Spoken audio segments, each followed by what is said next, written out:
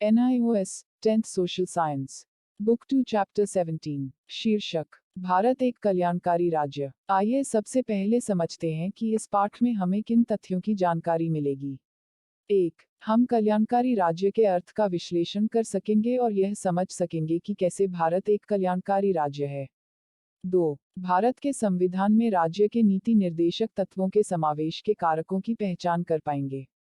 3. भारत के कल्याणकारी राज्य के उद्देश्यों को उपलब्ध कराने में नीति निर्देशक तत्वों के महत्व की समीक्षा कर सकेंगे। 4. विभिन्न नीति निर्देशक तत्वों की पहचान कर सकेंगे तथा उन्हें वर्गीकृत कर पाएंगे। 5. राज्य के नीति निर्देशक तत्वों तथा मूल अधिकारों के बीच अंतर कर पाएंगे। 6. कल्याणकारी राज्य के उद्देश्यों को साकार करने के लिए नीति निर्देशक तत्वों को लागू करने के लिए उठाए गए कदमों का विश्लेषण कर सकेंगे।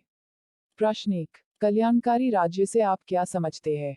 उत्तर: कल्याणकारी राज्य शासन व्यवस्था की एक ऐसी संकल्पना है जिसमें राज्य नागरिकों के आर्थिक तथा सामाजिक कल्याण को प्रोत्साहन तथा सुरक्षा देने में महत्वपूर्ण भूमिका अदा करता है। एक कल्याणकारी राज्य अवसर की समानता तथा संपत्ति के उचित वितरण के सिद्धांत पर आधारित होता है। प्रश्न 2. नीति निर्देशक सिद्धांतों के उद्देश्य बताएं। उत्तर: भारतीय संविधान के उच्च आदर्श लोगों की इच्छा और आशा के रूप में प्रतिबिंबित होते हैं। संविधान निर्माता उस बात से पूरी तरह अवगत थे और इसलिए उन्होंने संविधान में उन सिद्धांतों को शामिल किया। ये सिद्धांत राज्य को संविधान की प्रस्तावना में दिए गए उच्च आदर्शों को वास्तविक रूप से बदलने के तरीके और साधन इस्तेमाल करने का सुझाव देते हैं। भारत एक लोकतांत्रिक देश है, लेकिन लोकतंत्र को जीवित रखने के लिए सहअस्तित्व और सामाजिक आर्थिक व्यवस्था की जरूरत होती है। इन सिद्धांतों का उद्देश्य भारत में लोकतंत्र को मजबूत बुनियाद और एक नई सामाजिक आर्थिक व्यवस्था कायम करना है। भारत एक लोक कल्याणकारी राज्य है, वैसा राज्य जो अपनी सीमा के अंदर रहने वाले लोगों को बुनियादी आवश्यकताओं की पूर्ति करने की जिम्मेदारी लेता हो। लोक कल्याणकारी जरूरतों में रोटी, कपड़ा, आवास और शिक्षा शामिल है। हमारे नीति निर्देशक सिद्धांतों का उद्देश्य लोगों की इन जरूरतों को पूरा करना है। यही कारण है कि भारत एक लोक कल्याणकारी राज्य है। भारत का उद्देश्य समाजवादी समाज कायम करने का है। नीति निर्देशक सिद्धांत इस आदर्श को प्राप्त करने की दिशा में प्रयास करते हैं। ये नई सामाजिक आर्थिक व्यवस्था कायम करने का प्रावधान करते हैं। साथ ही प्रत्येक व्यक्ति के लिए आर्थिक एवं सामाजिक न्याय भी सुनिश्चित करते हैं। मौलिक अधिकारों की सूची में कुछ महत्वपूर्ण आर्थिक और सामाजिक अधिकारों को शामिल नहीं किया गया है। इनमें काम का अधिकार, न्यूनतम मजदूरी, समान काम के लिए समान मजदूरी का अधिकार शामिल नहीं है। इन अधिकारों को नीति निर्देशक सिद्धांतों के तहत जगह दी गई है। राज्य को निर्देश दिए गए हैं कि जब इनके लिए संसाधन हो, तो वे इन अधिकारों को लागू करें। भारत जैसे नव स्वतंत्र देश के लिए कई समस्याएं सामने थीं। राष्ट्र निर्माण और सामाजिक आर्थिक बदलाव की लक्ष्य प्राप्ति के लिए राज्य का दखल जरूरी था। संविधान निर्माताओं ने राज्य को इस दिशा में सकारात्मक भूमिका अदा करने का सुझाव देने के लिए इन सिद्धांतों को संविधान में जोड़ा।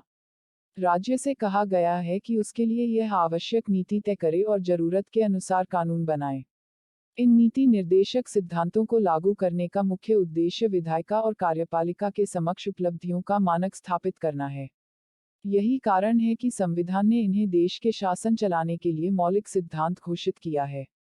इसके अनुसार कानून बनाने और नीति तय करते समय इन सिद्धांतों का प्रयोग करना राज्य का कर्तव्य होगा। संविधान के चौथे भाग में शामिल राज्य के नीति निर्देशक सिद्धांत राज्य को आदेश या निर्देश के रूप में शामिल हैं। ये सिद्धांत राज्य के उन आदेशों और निर्देशों को परिभाषित करते हैं जो राज्य द्वारा लोगों के सामाजिक आर्थिक कल्याण सुनिश्चित करने के लिए उठाए जाएंगे। ये नए लोकतांत्रिक भारत के निर्माण की बुनियाद रखने में मदद करते हैं।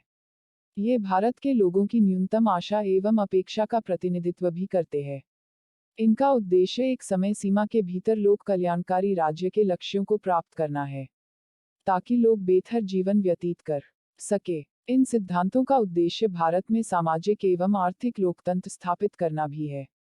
प्रश्न 3. संविधान निर्माताओं ने भारत को कल्याणकारी राज्य बनाने का निर्णय क्यों लिया? उत्तर: जब भारत स्वतंत्र हुआ तो इसके सामने असंख्य समस्याएं तथा चुनौतियां थीं। आर्थिक रूप से भारत की स्थिति अत्यंत दयनीय थी। सामाजिक रूप से भारत में अनेकों समस्याएं थीं। व्यापक सामाजिक असमानता थी तथा समाज के कमजोर वर्ग बुनियादी सुविधाओं से भी वंचित थे। संविधान निर्माता इन समस्याओं से बहुत अच्छी तरह से अवगत थे, इसलिए उन्होंने यह निश्चय किया कि भारत एक कल्याणकारी राज्य होगा। प्रश्न 4, निर्देशक सिद्धांतों का वर्गीकरण कीजिए। उत्तर, ये सिद्धांत भारत को कल्याणकारी राज्य बनाने का आधार है। ये वास्तव में ऐसे आदर्श और उद्देश्य है जिनका ध्यान सरकार को नीतियां तय करते वक्त और कानून बनाने में रखना होता है। एक कल्याणकारी राज्य में लोगों को न केवल सरकार द्वारा सुरक्षा प्रदान की जाती है, बल्कि उन्हें बेहतर स्वास्थ्य सुविधाएं, शिक्षा, भोजन, रोजगार आदि भी प्रदान किए जाते हैं। इन सिद्धांतों का उल्लेख संविधान के चौथे भाग में अनुच्छेद 36 से 51 तक में किया गया है। संविधान में निर्देशक सिद्धांतों की एक लंबी सूची है। इनके अंतर्गत राज्य गतिविधि का एक बहुत बड़ा क्षेत्र आता है। अपने अध्ययन को सरल बनाने तथा अपनी सुविधानुसार इन सिद्धांतों को 4 वर्गों में बांटा जा सकता है। वे है: 1.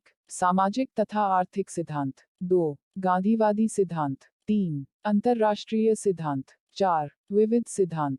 प्रश्न 5, राज्य के नीति निर्देशक तत्व क्या है? उत्तर, नीति निर्देशक तत्व वस्तुतः केंद्र तथा राज्यों की सरकारों को संविधान द्वारा दिए गए वे निर्देश है जिनके आधार पर ये सरकारें ऐसी नीतियां बनाएंगी जो देश में न्याय संगत समाज की स्थापना करने में सहायक होंगी। इनमें कुछ सिद्धांत सामाजिक और आर्थिक अधिकारों के रूप में हैं। प्रश्न 6, सामाजिक एवं आर्थिक सिद्धांत बताएं। उत्तर, स्वतंत्रता प्राप्ति के समय भारत सामाजिक तथा आर्थिक रूप से पिछड़ा हुआ था।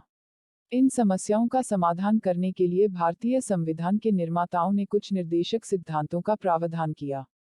संविधान घोषणा करता है कि 1. राज्य अर्थात केंद्रीय, राज्य तथा स्थानीय सरकारें नीति निर्धारकों को निर्देश देते हैं कि वे यह सुनिश्चित करें कि सभी नागरिकों को आजीविका कमाने के पर्याप्त साधन प्राप्त हो। 2. राज्य को निर्देश देते हैं कि देश के भौतिक संसाधनों का समाज के हित में उचित बंटवारा हो। 3. राज्य को यह भी निर्देश देते हैं कि वह अपनी संपदा का इस प्रकार वितरण करें कि धन कुछ हाथों में केंद्रित होकर न रह जाए। 4. स्त्री तथा पुरुष दोनों को समान कार्य के लिए समान वेतन मिलना चाहिए। 5. राज्य यह भी सुनिश्चित करने का प्रयास करे कि कारखानों के प्रबंधन में कामगारों की भागीदारी भी हो। 6. 14 साल तक के बच्चों को बुनियादी शिक्षा मुफ्त कराने के लिए कदम उठाए। 7. राज्य से यह भी आशा की जाती है कि वह काम और शिक्षा के अधिकार सुनिश्चित करने के लिए प्रभावी प्रावधान करे और बेरोजगारी, वृद्धावस्था, बीमारी और अपंगता की स्थिति में सार्वजनिक सहायता के अधिकार भी लोगों को दे। 8. अंततः राज्य कामगारों के लिए काम की उचित तथा मानवीय परिस्थितियां तथा महिलाओं के लिए प्रसूति सहायता प्रदान करने की व्यवस्था करेगा। प्रश्न 7, गांधीवादी सिद्धांत बताएं। उत्तर, भारतीय संविधान के निर्माताओं ने कुछ ऐसे सिद्धांतों को भी शामिल किया है जो महात्मा गांधी को अति प्रिय थे। गांधीजी ने ब्रिटिश शासकों के विरुद्ध अपने आंदोलन में इनका समर्थन किया था। हमारा संविधान व्यवस्था करता है कि 1. राज्य ग्रामीण क्षेत्रों में पंचायतों का गठन करने के लिए निश्चित प्रयास करेगा। इन पंचायतों को एक स्थानीय इकाई के रूप में सुचारू रूप से कार्य करने के लिए सभी आवश्यक शक्तियां तथा अधिकार प्रदान किए जाएंगे। 2. राज्य ग्रामीण क्षेत्रों में व्यक्तिगत या सहकारिता के आधार पर कुटीर उद्योगों को बढ़ावा देने का प्रयास करेगा। 3. राज्य का यह भी प्रयास होगा कि वह शराब तथा मादक पदार्थों के सेवन पर प्रतिबंध लगाए। 4. राज्य समाज के दुर्बल वर्गों, विशेषतया अनुसूचित जातियों तथा अनुसूचित जनजातियों के शैक्षिकी एवं आर्थिक उत्थान के लिए कदम उठाएगा। 5. अंततः राज्य पशुधन की नस्ल सुधारने के लिए कदम उठाएगा और गाय सहित अन्य दुधारू पशुओं के वध पर रोक लगाएगा। प्रश्न 8, राज्य के नीति निर्देशक सिद्धांत का क्या अभिप्राय है? उत्तर, भारतीय संविधान की मूल कृति के भाग 4 में अनुच्छेद 36 से 51 तक राज्य के नीति निर्देशक तत्वों का उल्लेख किया गया है। राज्य के नीति निर्देशक तत्व वे सिद्धांत हैं जो सरकार को कुछ कर्तव्य सौंपते हैं। संविधान में कहा गया है कि ये तत्व देश का प्रशासन चलाने का आधार है। डॉक्टर राजेंद्र प्रसाद के अनुसार, राज्य के नीति निर्देशक तत्वों का उद्देश्य जनता के कल्याण को प्रोत्साहित करने वाली सामाजिक व्यवस्था का निर्माण करना है। प्रश्न 9, नीति निर्देशक सिद्धांतों की क्यों आलोचना की जाती है? व्याख्या करें। उत्तर, राज्य के नीति निर्देशक सिद्धांतों की बहुत कटु आलोचना की जाती है। सामान्य तौर पर इसकी आलोचना कानूनी अधिकार को लेकर की जाती है। इनका कोई कानूनी आधार नहीं है। संविधान में शामिल किए जाने की बुद्धिमत्ता पर शक है, क्योंकि इन्हें लागू करना राज्य के लिए अनिवार्य नहीं है। आलोचक यह भी कहते हैं कि कुछ निर्देशक सिद्धांत अनावश्यक है, क्योंकि वे कार्यान्वित नहीं किए जा सकते। प्रश्न 10। निर्देशक सिद्धांतों का क्रियान्वयन कीजिए। उत्तर। स्वतंत्रता प्राप्ति से ही हमारी सरकार ने निर्देशक सिद्धांतों को लागू करने में कई कदम उठाए हैं तथा बहुत से निर्देशक सिद्धांत लागू भी किए जा चुके हैं। इनमें से कुछ निम्न हैं। 1। लगभग सभी राज्यों में गाय बछड़ों तथा अन्य दुधारू पशुओं की हत्या पर रोक लगी हुई है। 2। सामुदायिक कार्यक्रमों को लागू किया जा चुका है। 3। लगभग सभी नौकरियों में न्यूनतम मजदूरी निश्चित कर दी गई है। 4। स्त्री तथा पुरुष दोनों को समान कार्य के लिए समान वेतन दिया जा रहा है। 5। ग्रामीण स्तर पर ग्राम पंचायतों का गठन किया गया है। 6। युवा वर्ग तथा बच्चों को शोषण से बचाने हेतु बहुत से कानून पारित किए जा चुके हैं। 7। न्यायपालिका को कार्यपालिका से अलग कर दिया गया है। 8। समाज के दुर्बल वर्गों जैसे अनुसूचित जातियों तथा अनुसूचित जनजातियों के उत्थान के लिए बहुत सारी योजनाएं बनाई गई है तथा संसद और राज्य विधानसभाओं में उनके लिए स्थान भी आरक्षित कर दिए गए हैं। 9। ग्रामीण क्षेत्र में कुटीर उद्योगों की स्थापना की गई है और सरकार इनको आर्थिक सहायता भी प्रदान कर रही है। अतः यह देखा जा सकता है कि सरकारें केंद्रीय, राज्य तथा स्थानीय इन सिद्धांतों को लागू करने के लिए आवश्यक कदम उठा रही है। लेकिन अभी भी बहुत कुछ करना बाकी है। संविधान में उन सिद्धांतों को शामिल किया जाना बुद्धिमत्ता का कार्य था और स्वतंत्रता के बाद उस दिशा में उठाए गए कदमों के अच्छे परिणाम मिले हैं। प्रश्न 11। नीति निर्देशक सिद्धांतों को संविधान में क्यों शामिल किया गया है? उत्तर। भारत जैसे नव स्वतंत्र राष्ट्र के सामने राष्ट्र निर्माण और सामाजिक आर्थिक बदलाव के लिए राज्य का दखल देना आवश्यक था। अतः संविधान निर्माताओं ने राज्य को इस दिशा में सकारात्मक कदम उठाने के लिए इन सिद्धांतों को संविधान में सम्मिलित किया। संविधान ने इन्हें देश का शासन चलाने के लिए मौलिक सिद्धांत घोषित किया है। ये सिद्धांत राज्य के उन आदेशों और निर्देशों को भी परिभाषित करते हैं, जो राज्य द्वारा लोगों के सामाजिक आर्थिक कल्याण को सुनिश्चित करते हैं। प्रश्न 12। भारत में सामाजिक न्याय को समझाएं। उत्तर। हमारा संविधान सिर्फ राजनीतिक ही नहीं, बल्कि सामाजिक और आर्थिक न्याय की भी गारंटी देता है। पारंपरिक भारतीय समाज में कई ऐसी संस्थाएं हैं, जहां असमानता आज भी व्याप्त है। यह असमानता जाति व्यवस्था तथा छुआछूत जैसे अमानवीय व्यवहारों में देखी जा सकती है। ऊंची जाति के लोगों को बहुत सारी सुविधाएं प्राप्त है, जबकि निम्न जाति के लोग शोषण का शिकार हो रहे हैं, उन्हें दबाकर रखा गया है। जन्म व्यक्ति की सामाजिक स्थिति में निर्णायक रहा है। निम्न जाति में जन्मे व्यक्ति की सामाजिक स्थिति निम्न ही रहेगी, चाहे उसकी योग्यता और सफलता कुछ भी क्यों न हो। जिस समाज में इस तरह की असमानता व्याप्त है, वहां जनतंत्र के लिए नागरिकों को समानता और समान अवसर प्रदान करना जरूरी है। इसलिए हमें संविधान का उद्देश्य नागरिकों के लिए सामाजिक न्याय सुनिश्चित करना है। सामाजिक न्याय की अवधारणा मुख्य रूप से निम्न बातों पर निर्भर करती है। 1. संपत्ति पर नियंत्रण और अधिकार। 2. उत्पादन के साधनों का स्वामित्व। 3. न्यूनतम आवश्यकताओं की पूर्ति और रोजगार की गारंटी।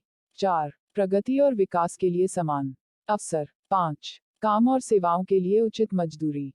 6. सरकार और अर्थव्यवस्था में भागीदारी। बिना समान अवसर दिए सामाजिक न्याय नहीं लाया जा सकता है। समाज के सभी वर्गों को समान स्तर पर लाने के लिए सभी को समान अवसर उपलब्ध कराना जरूरी है। लेकिन सिर्फ समान अवसर देकर सामाजिक न्याय सुनिश्चित नहीं किया जा सकता। हम जानते हैं कि निम्न जातियां सदियों से पिछड़ी और उपेक्षित रही है। इनके समाज में बहुत से ऐसे लोग हैं, जो पहली पीढ़ी के साक्षर है। समान अवसर सिर्फ प्रतियोगी परीक्षाओं तक ही सीमित नहीं होने चाहिए। समान अवसर का अर्थ है समानता का अवसर या समान माहौल उपलब्ध कराना। भारतीय संविधान में छात्रवृत्ति, पिछड़ों के लिए शिक्षा और नौकरियों में आरक्षण आदि जैसे कुछ विशेष प्रावधान किए गए हैं, जिन्हें उपचारी न्याय या सकारात्मक भेदभाव कहते हैं। प्रश्न 13। नीति निर्देशक सिद्धांत भारत में कल्याणकारी राज्य की स्थापना में किस प्रकार सहायक है? उत्तर। निर्देशक सिद्धांत एक ऐसे वातावरण को प्रोत्साहित करते हैं जिसमें नागरिकों का जीवन अर्थपूर्ण और सुविधाजनक हो। ये सरकार को याद दिलाते हैं कि वह अपनी नीतियों को कार्यान्वित करते समय जनकल्याण को ध्यान में रखे। एक देश जो अपनी जनता की रोटी कपड़ा और मकान की आवश्यकताओं की पूर्ति कर पाता है, वास्तव में एक कल्याणकारी राज्य कहलाता है। तो कुल मिलाकर इस पाठ के अंतर्गत हमने निम्न तथ्यों पर विचार किया। 1. कल्याणकारी राज्य में शासन व्यवस्था नागरिकों के आर्थिक तथा सामाजिक कल्याण को बढ़ाने में महत्वपूर्ण भूमिका अदा करती है। एक कल्याणकारी राज्य अवसर की समानता तथा संपत्ति के न्यायसंगत वितरण के सिद्धांतों पर आधारित होता है।